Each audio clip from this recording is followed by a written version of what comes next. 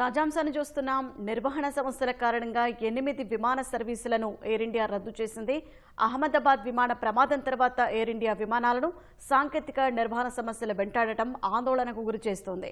తాజాగా 4 దేశీయ, మరో 4 అంతర్జాతీయ సేవలను ఎయిర్ ఇండియా రద్దు చేసింది.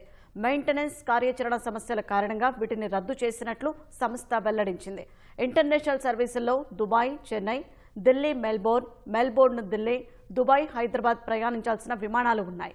డొమెస్టిక్ సర్వీసుల్లో పుణె, ఢిల్లీ, అహ్మదాబాద్, ఢిల్లీ, హైదరాబాద్, ముంబై, చెన్నై, ముంబై విమానాలు ఉన్నాయి. నిర్వహణ సమస్యల కారణంగా జూలై 2వ వారం వరకు తమ అంతర్జాతీయ విమాన సర్వీసులను 15% తగ్గిస్తామని ఎయిర్ ఇండియా ప్రకటించింది. ఈ క్రమంలోనే 16 అంతర్జాతీయ మార్గాల్లో విమాన సర్వీసులను తగ్గించినట్లు తెలిపింది. జూన్ 21 నుంచి జూలై 15 వరకు ఈ సర్వీసుల తగ్గింపు కొనసాగుతుందని వివరించింది.